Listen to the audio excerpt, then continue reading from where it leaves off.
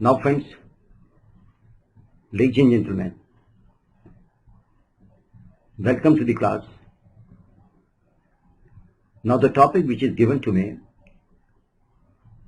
is the Payment of Bonus Act 1965. The question is, what is the object and the scope of this act? What's the basic purpose of this act? Supreme Court in the case of Zalan Trading Company versus Mazdoor Mill Sabha, the court has said that the purpose of this act is to bring about the peace and the prosperity in the organization. How to bring about the peace and the prosperity? To allow the workmen to share in the prosperity of the organization. How to allow them to share in the prosperity? By allowing the workmen to have the bonus, minimum bonus and the maximum bonus. Law has taken care that once the bonus is started given to the employees, there should be regularity in the payment of the bonus. So therefore the object of this act is peace and harmony by allowing the workmen to share in the prosperity of the organization and to ensure the minimum and the maximum bonus to the employees. And the fourth is to ensure the regularity. Once we have given the bonus, it should continue to be given in years to come. So this is the basic scope and these are the objects of this act. Now friends,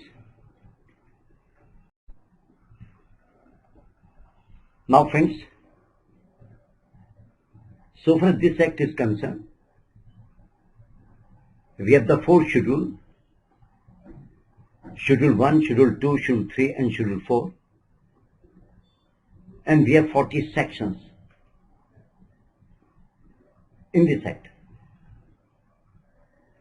What we are talking about in this act, we propose to discuss where this act is applicable, where this act is not applicable, then certain terms we have to define. For example, accounting year,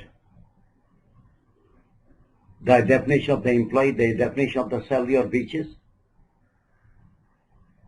the definition of the establishment in the public sector, then the available surplus and the allocable surplus.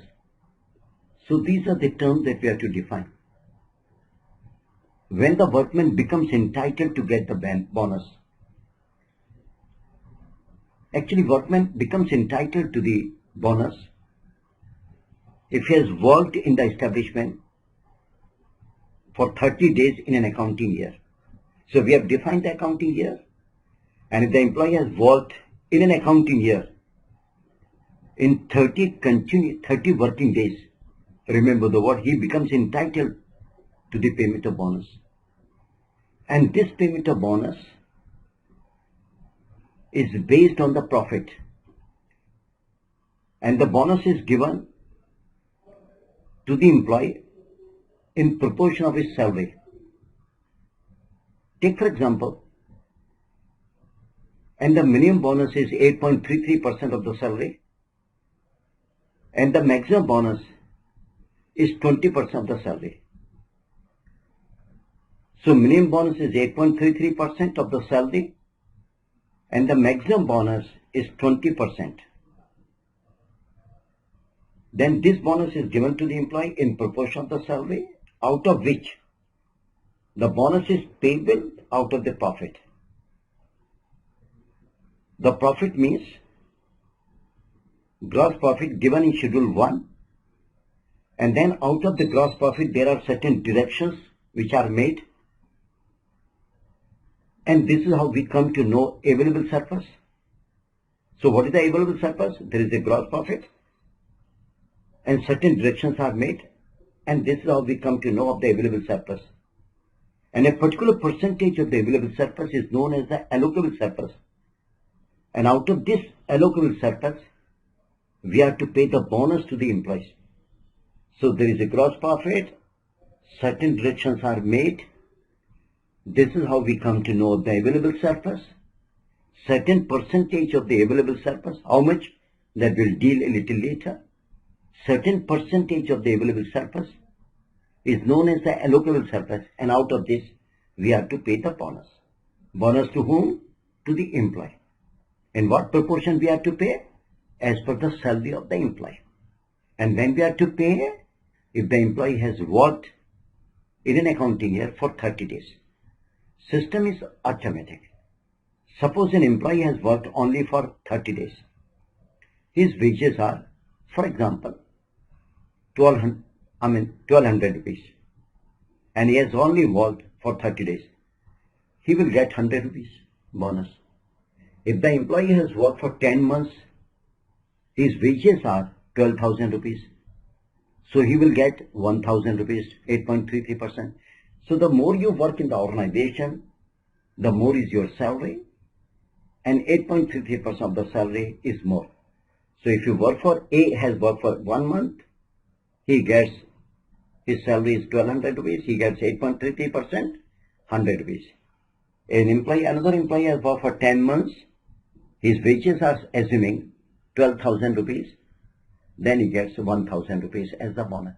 The more you work in the organization, the more you get the, you get the minimum bonus. Maximum bonus, 20%. Then when you become the eligibility, then the question is, when you become eligible, you become eligible to get the bonus if you have worked 30 days, as I said before. Then within what time the bonus is payable? You close the accounting year. As and when the accounting year is closed, within 8 months, the bonus is payable. So suppose the accounting year is closed on 31st March, then 8 months, April, May, June, July, August, September, October, November. But 30th November of that accounting year, of that year you will pay. So therefore the accounting year is closing on 31st March 2012. So on 30th November or before 30th November 2012, you will get the bonus. So minimum bonus 8.33%. Maximum bonus 20%. Yes, bonus is payable out of the allocable surplus. Bonus is payable to the employee in proportion of the salary of wages. Correct. And time within which the bonus is payable, within 8 months of the close of the accounting year, as I said before. Then, can you make the advance payment? Because you have to pay 8 months after. Accounting year closes on 31st March. You will pay on 30th November 2012, as the example I have given. Now the employee is a poor man. He says, I want the advance payment of bonus. Can the law provide the advance payment of bonus? Yes.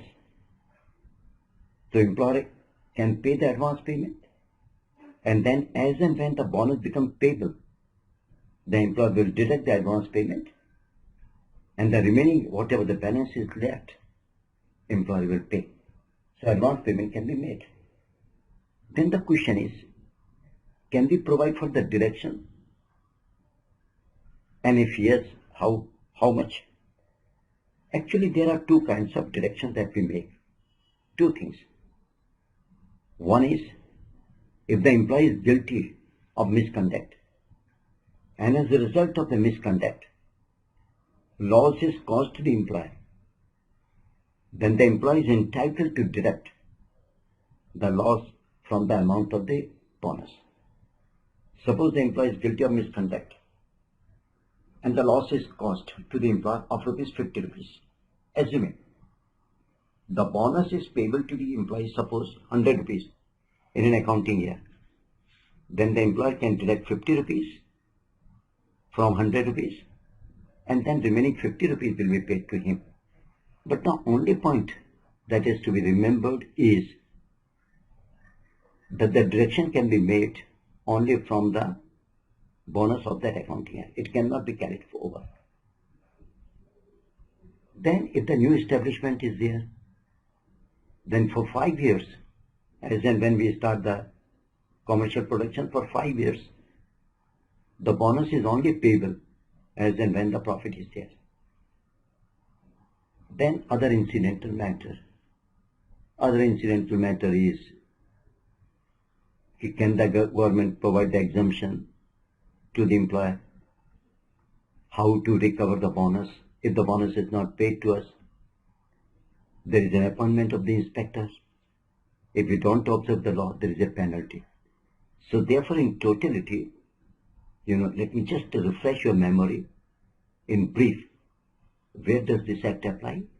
Where does this act not applicable?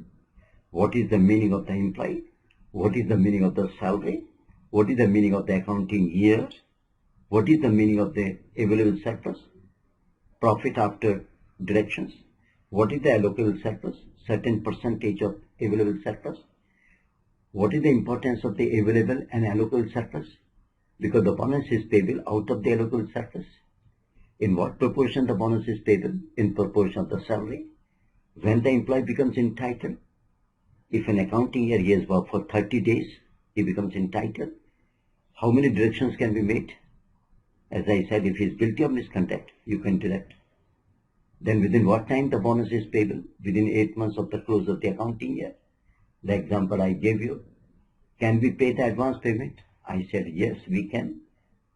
Then the further, in case of new establishment, the bonus is only payable in the first 5 years when there is a profit.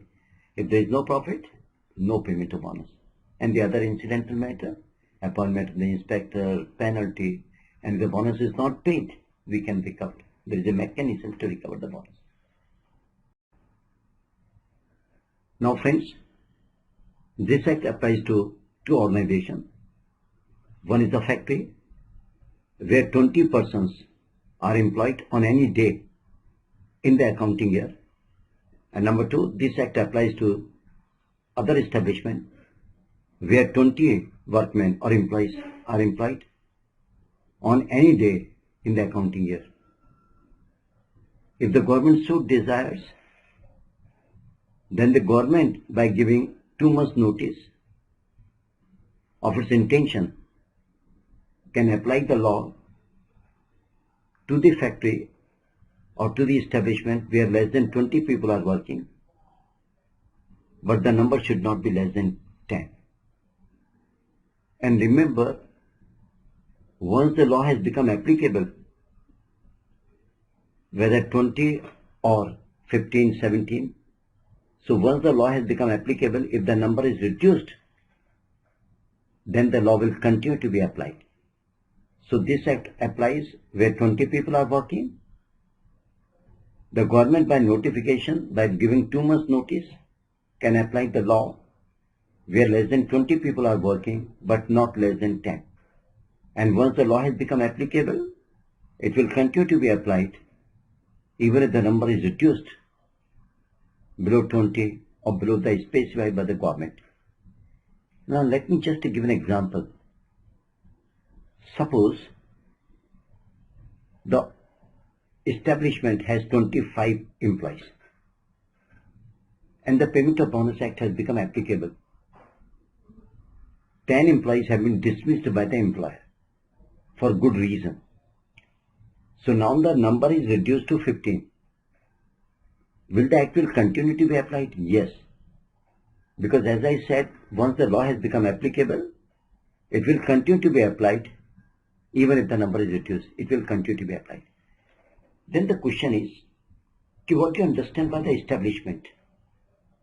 Establishment means any place where the trade or business is carried on. So therefore it can be a company, it can be partnership, it can be any organization where trade and business is carried on.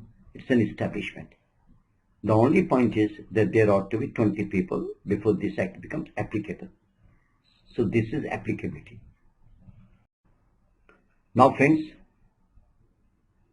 section 32 provide the cases where this act does not apply. Section 32 provides that this act is not applicable to the LIC, to the employees employed in the LIC, This Act does not apply to RBI. This Act does not apply where the Dock Workers Regulation Act applies.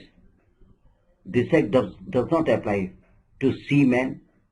This Act does not apply to the establishment which is under the authority of the Department of the Central Government or the State Government.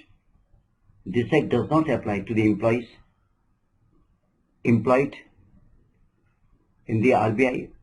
This Act does not apply to the Industrial Finance Corporation, National Deposit Insurance, IDBI,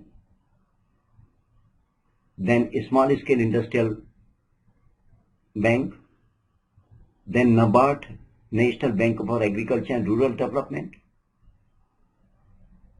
Unit Trust of India. This Act does not apply. This Act does not apply to the Chamber of Commerce, does not apply to the universities and other education institutions. This Act does not apply to the social welfare organizations. So these are the places where this Act does not apply. In 2007, the Act was amended.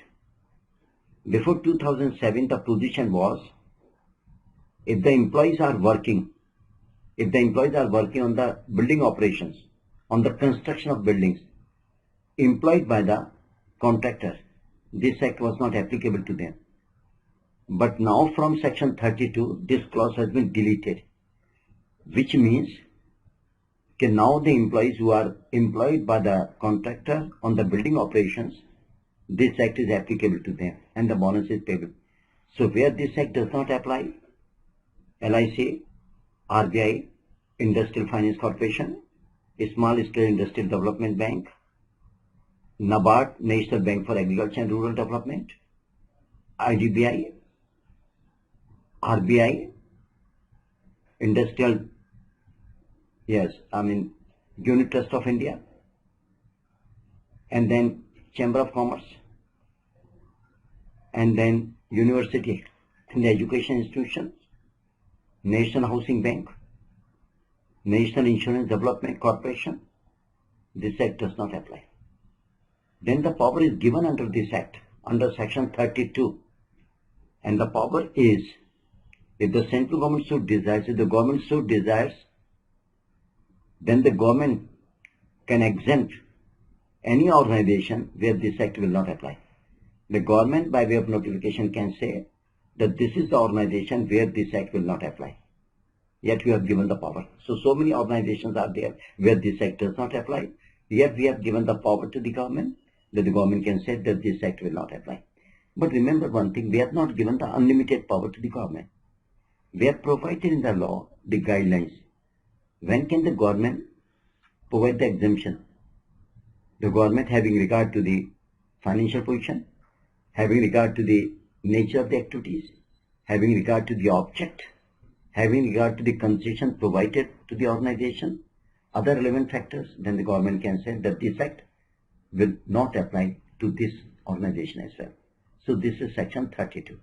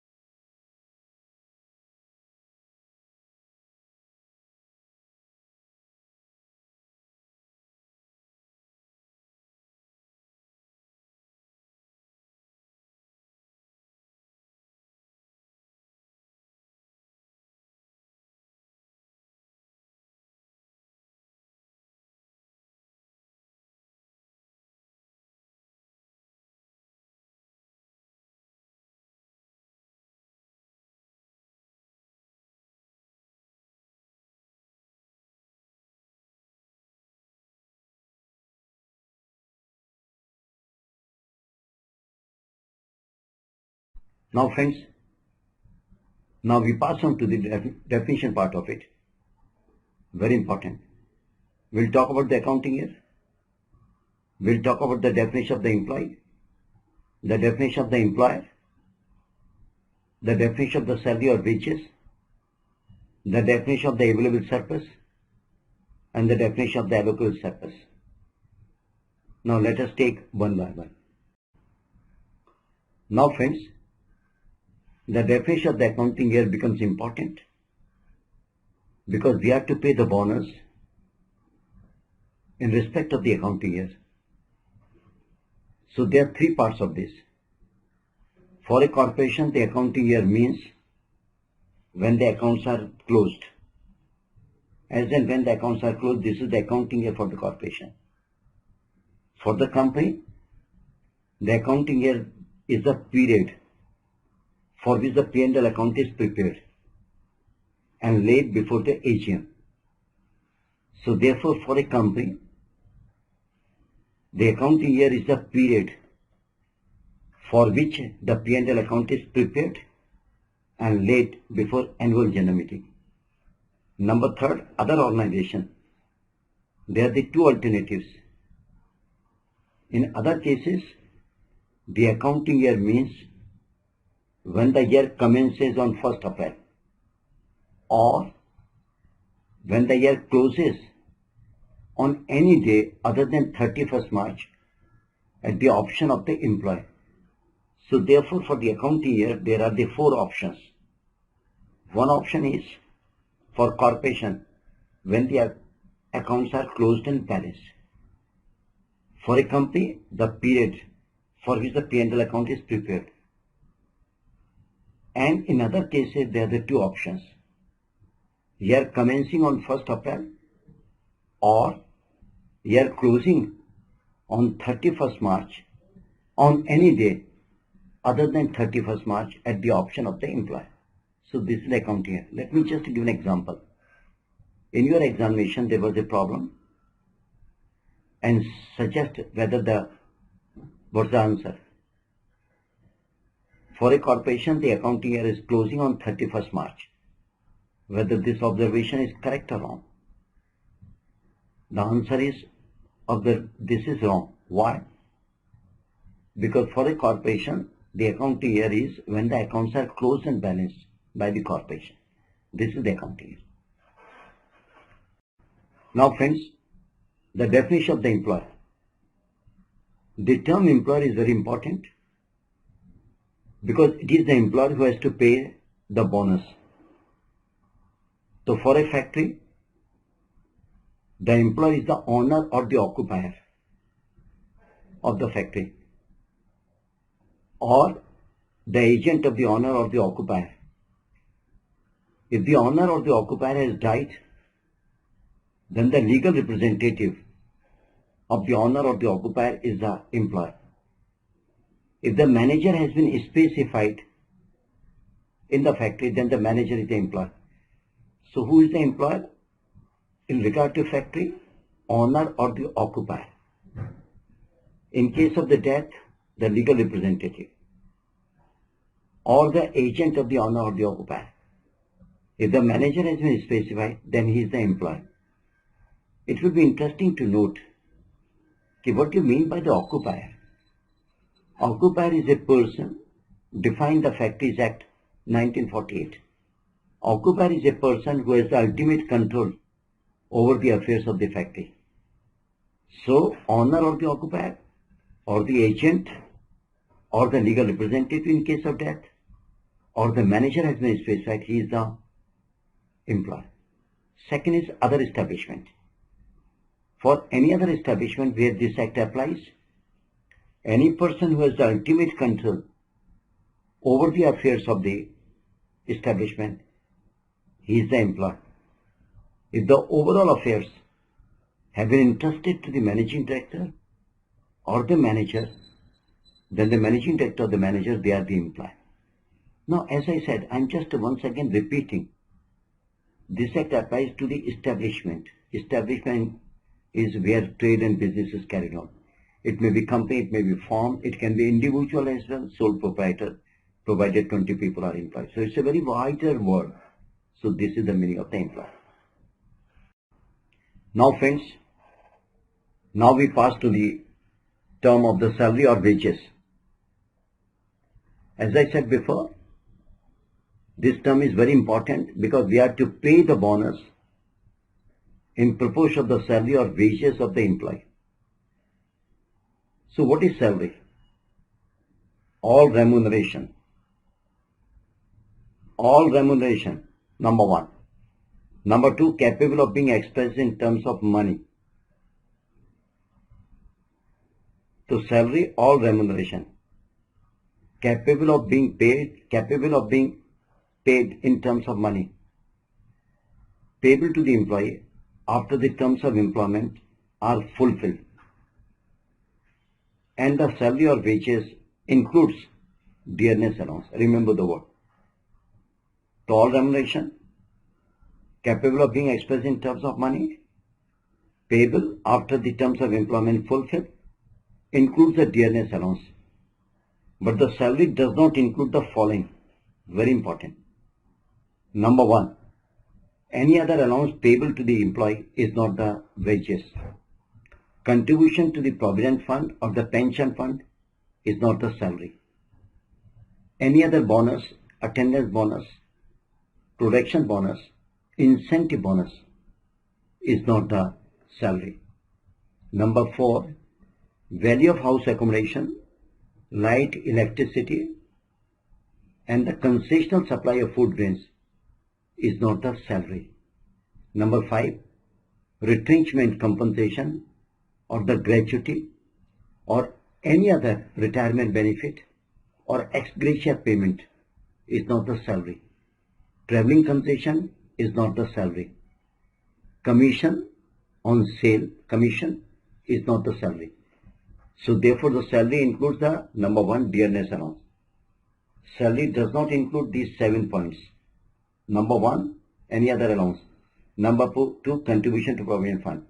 Number three, value of house accommodation and the concessional supply of food grains. Number four, traveling concession. Number five, commission. Number six, bonus, attendance bonus. Number six. So these are not. Then, but one thing is there. The free food allowance or the cost of the free food, they are the salary. So salary include two things.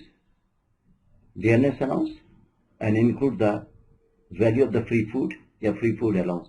But does not include, yes, remember the word, does not include any other allowance, contribution to provident fund, pension fund, retirement benefit, retrenchment, ex gratia payment, then traveling concession, commission, value of house accommodation, and the concessional supply of food grains. They are not the salary of wages. Remember the word. The free food allowance is the salary. Concessional supply of food grains is not the salary.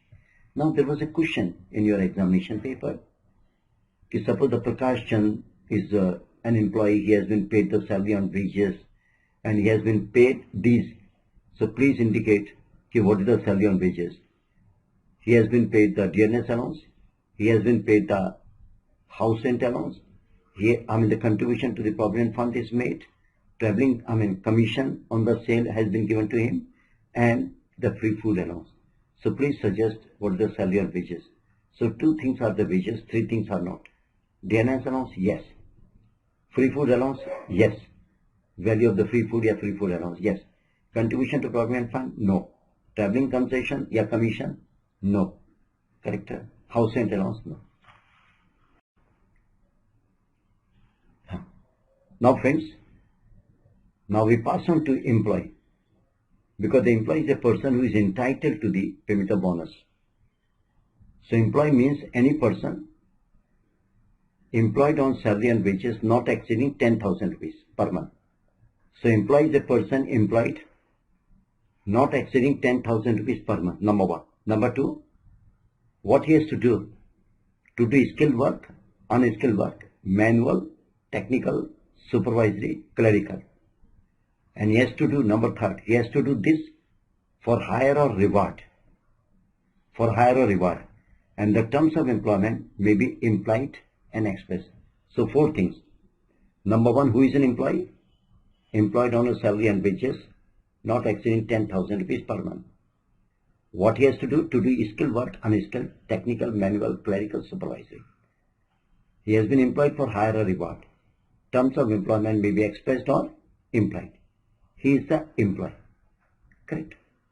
Then, as I said before, if the employee has worked for 30 days in an accounting year, remember the word. If the employee has worked for 30 days in an accounting year, if the employee has worked for 13 days in an accounting year this, then he becomes entitled to the bonus. I just give a few examples and they are important. Suppose the employee is a temporary employee, is he entitled to the bonus? Suppose the employee is a part-time, is he entitled to the bonus? If the employee is working on the probation means that when you are employed, then the 1 year or 6 month probation, you are kept on probation. If your work is satisfactory, you can be confirmed thereafter. So you are a temporary employee, you are a part-time employee, correct. Number 3, you are a retained employee. Retained means that the overstaffing is there and the business has come down and therefore the employer has retained some employees. So retained employee, temporary employee, part-time employee, correct. Are they entitled to the bonus? Yes. Yes. Because there is no second thought to it. If the temporary employee has worked for 30 days, he is an employee, he is entitled. You are a part-time employee, you have worked for 30 days, you are entitled. 30 days. If you are a retained employee, retained means there is a surplus work, surplus employees, and therefore there is a retainment. If he has already worked for 30 days, he is entitled in respect of that accounting year. Part-time, yes, he has worked for 30 days, he is entitled. So see, the definition is very clear. So you are a part-time, you are a temporary, you are probation, yes, you have been retained, you are entitled. The only point is, yes, I forgot to tell you one thing, that the apprentice is not the employee. If you are the apprentice, you are not the employee. You will not get the payment of bonus. Then one thing is there. Suppose the employee has been dismissed. Later on, he has been reinstated with back wages. So he has been dismissed. Then the inquiry was held, he has gone to the court and the court has reinstated him with the back wages. Correct? Then it will not be taken as if he has been dismissed. He is entitled to the bonus, even for the entire period, for the period for which he was dismissed, because he has been reinstated. So there are many problems on this and this law.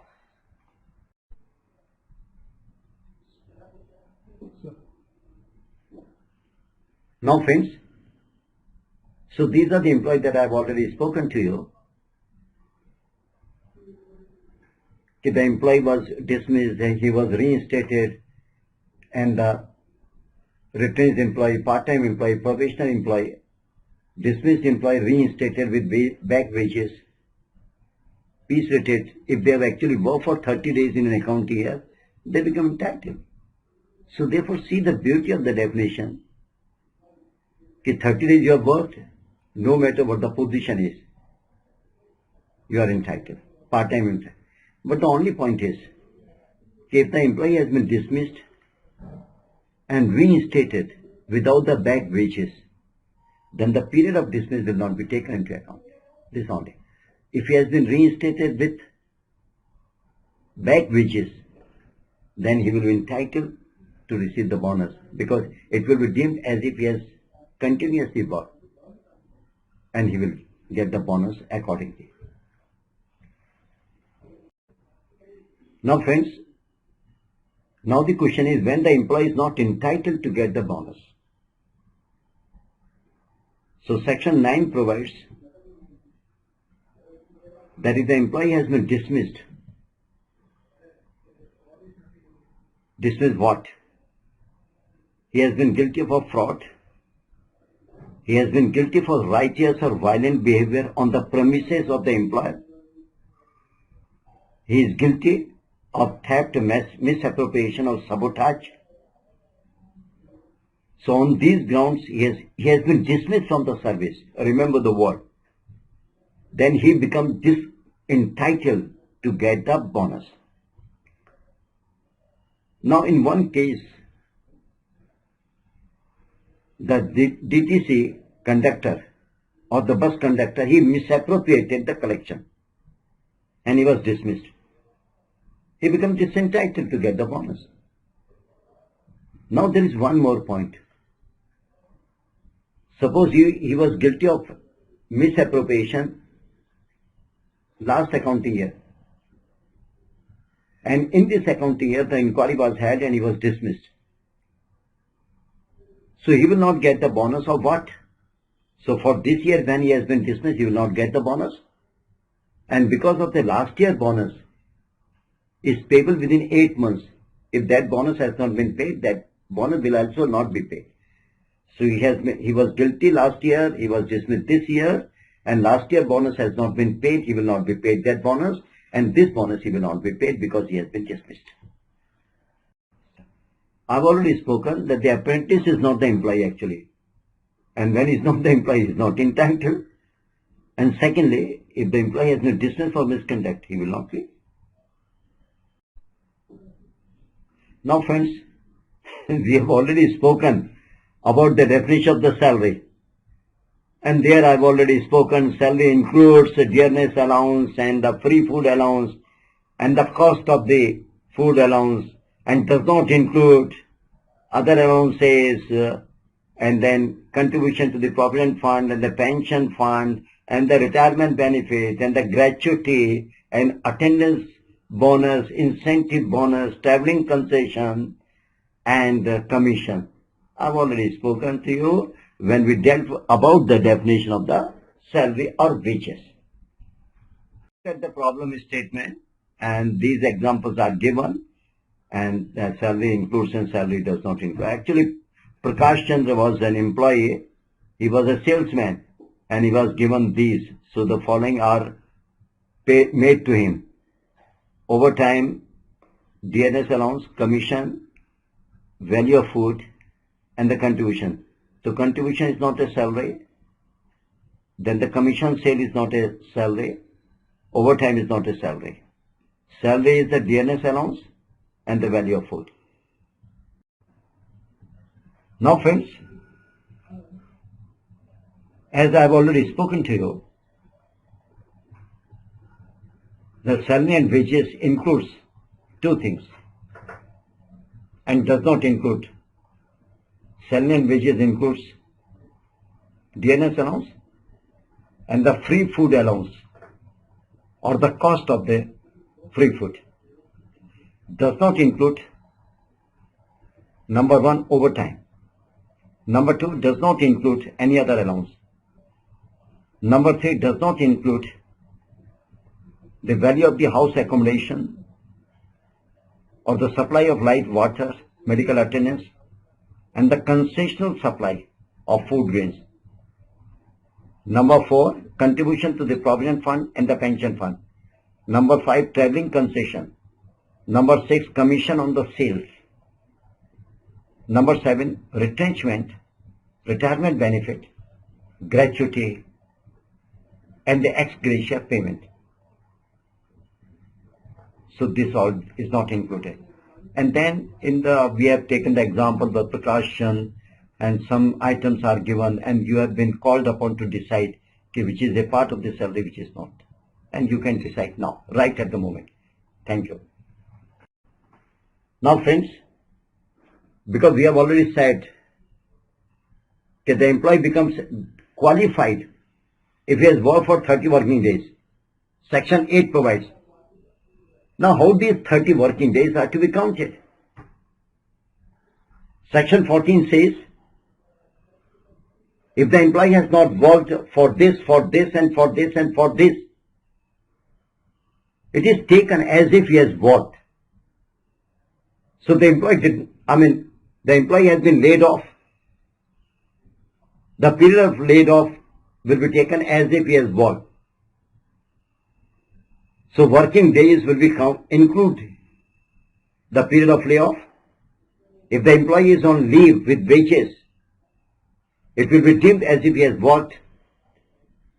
If the female employee is on the maternity leave, it is taken as if she has worked. If the employee is absent due to disablement, caused by an accident arising out in the course of employment, then this period will be included in the working days. So period of layoff, yes, included. Leave with wages, yes. Maternity leave with wages, yes. Absent due to disablement caused by the accident arising out in the course of employment, yes.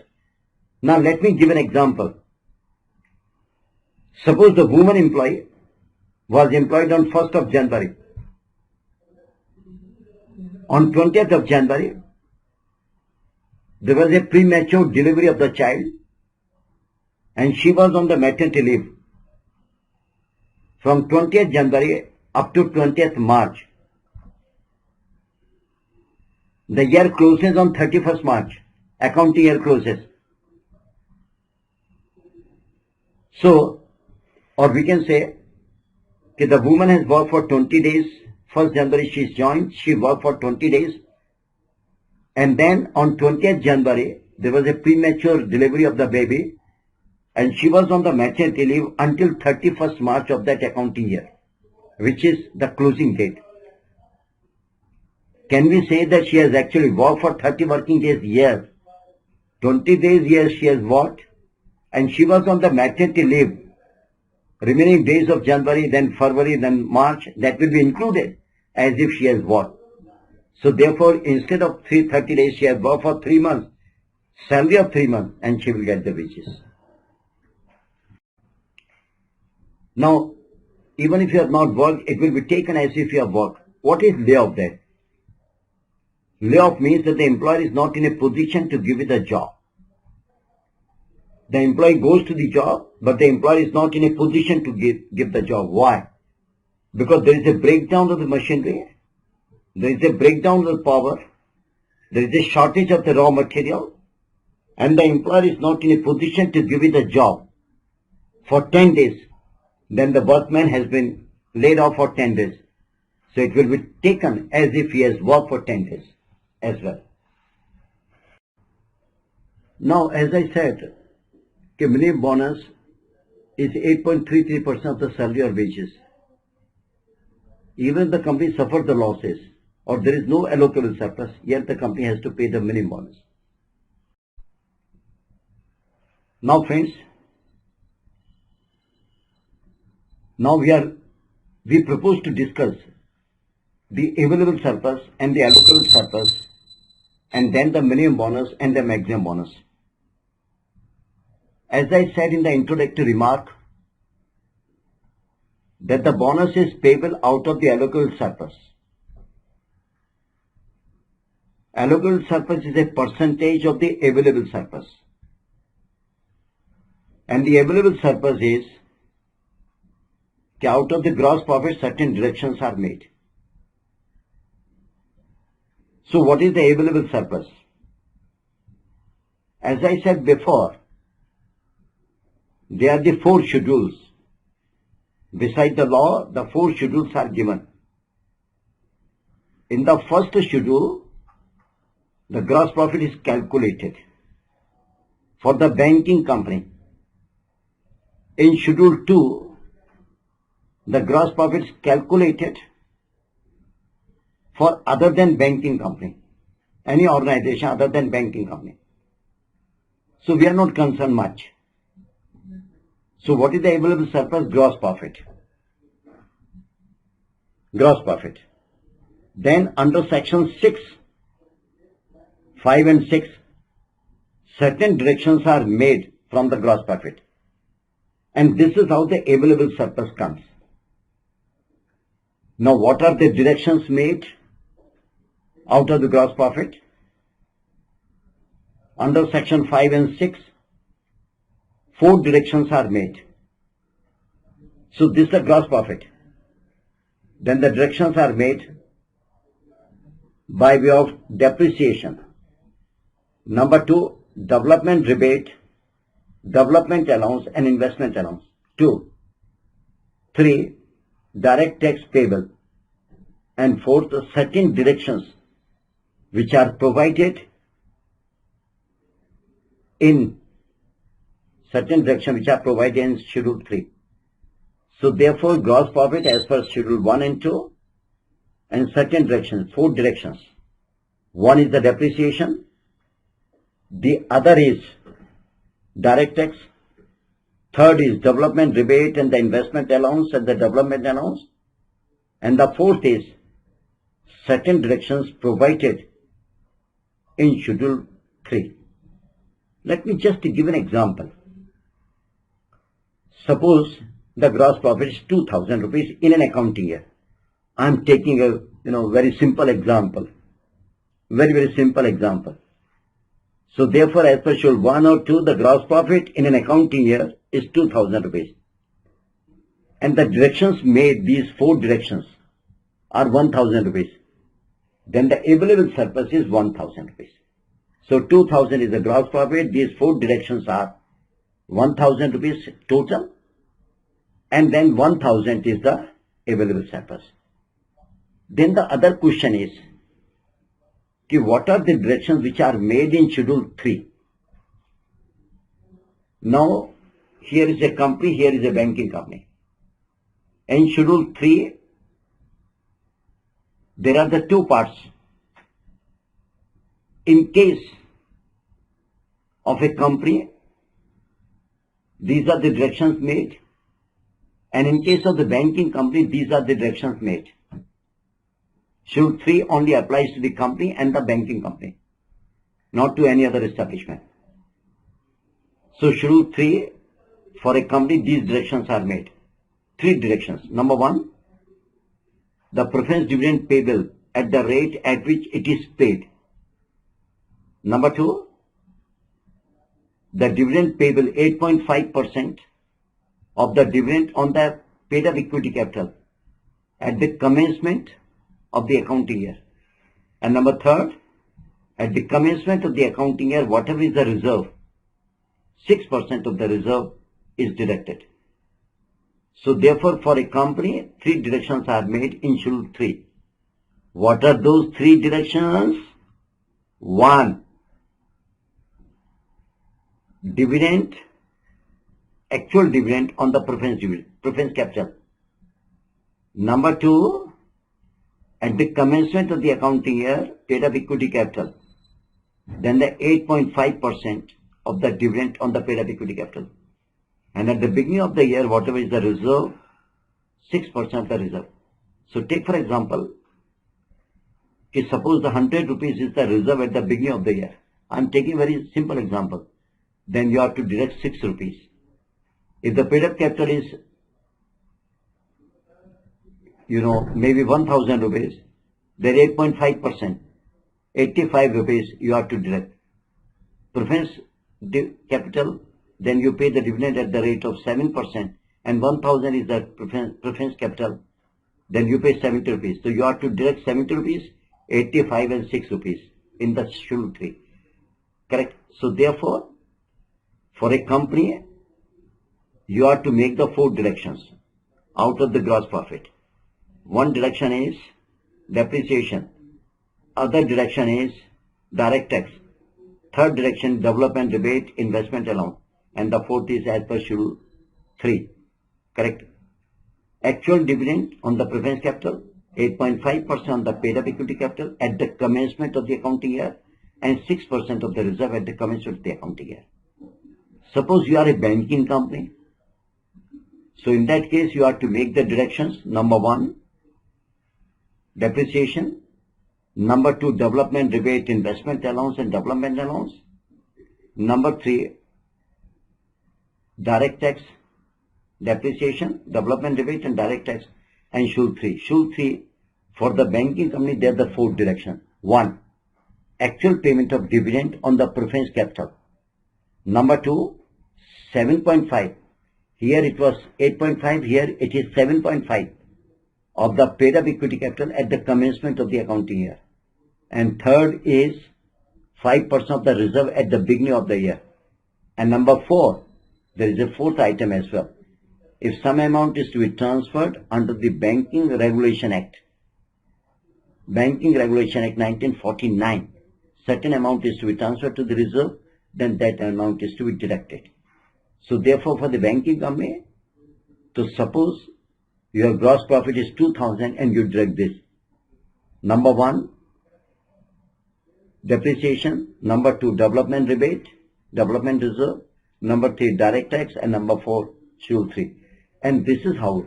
So therefore, out of the gross profit, you make the deductions. Then the available surplus is known. Then what is the allocable surplus? Because the bonus is payable out of the allocable surplus. So there are the 2 points about the allocable surplus. One is 67% of the available surplus is the allocable surplus. 67% of the available surplus is the allocable surplus. In which case, in the case of a company, you are a company and you have not made the arrangement. You are a company, you have not made the arrangement for the payment of dividend in India. Then, out of 67% of the available surplus is the allocable surplus.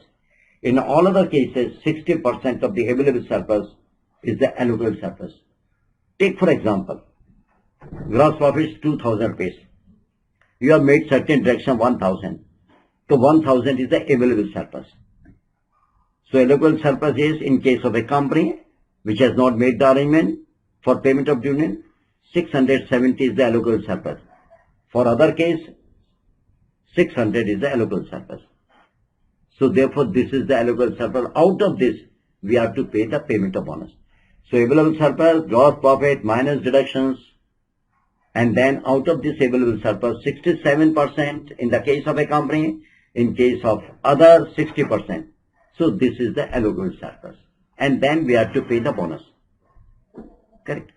So this is. Then how much bonus we have to pay? Now friends, Section 10 provides for the minimum bonus. As I said in the introductory remark,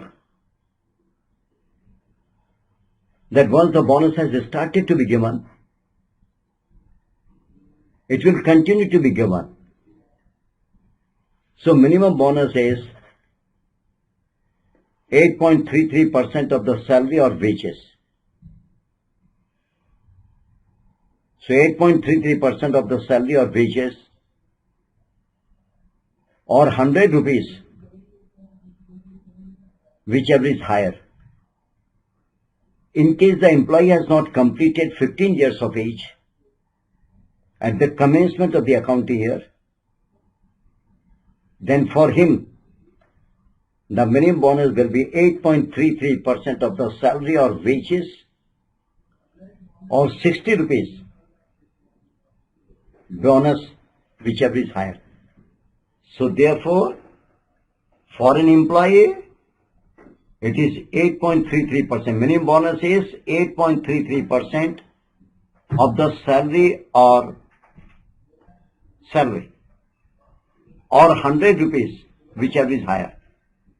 In case of the employee who has not completed 15 years of age at the commencement of this year, at the commencement of the accounting year, he is entitled to 8.33% of the salary or wages, or 60 rupees, whichever is higher. Let me just give an example. Suppose in an accounting year, the employee has worked only for 3 months. So for him, the minimum bonus will be 8.33% of the salary or wages, or 25 rupees, whichever is higher. Remember the word. So therefore 100 rupees is for the whole accounting year. So he has actually worked for 3 months. Then the minimum bonus is 8.33% of the salary or wages, or 25 rupees, whichever is higher. Similarly, if the employee has not completed 15 years of age at the commencement of this accounting year, then he is entitled to get 8.33% of the salary or wages, or 15 rupees, which means 60 or 100 rupees is proportionally reduced, and then we compare whichever is higher. So this is the minimum bonus. But one thing you kindly remember, minimum bonus is payable even if the employee does not have the allocable surplus. He has no allocable surplus. There are losses and losses and losses, no profit. Yet the minimum bonus 8.33%, etc., you are bound to pay. So this is minimum bonus. Now friends, I have already given this example, 8.33%, or if the employee has worked for 3 months, to 8.33% of the wages or 25 rupees, whichever is higher. In case of the employee who has not completed 15 years of age and 3 months he has worked, so it is 8.33% and 15 rupees, whichever is higher. Now friends, now under section 11 we have to pay the maximum bonus. Remember the word. Suppose the allocable surplus is much greater. Entire allocable surplus in an accounting year is not to be paid. So maximum bonus will not exceed 20% of the salary or wages. So allocable surplus will not be, so maximum bonus will not be more than, so maximum bonus will not be more than 20% of the allocable surplus. So it is not that you have allocable surplus much more and you entirely distribute the bonus, no. In an accounting year, the maximum bonus will not exceed 20% of the salary or wages. So minimum bonus is 8.33% of the salary or wages or 100 rupees, whichever is higher, and maximum bonus is, or minimum bonus is payable even if the organization does not have allocable surplus. Maximum bonus will not exceed 20% of the salary or wages in an accounting year.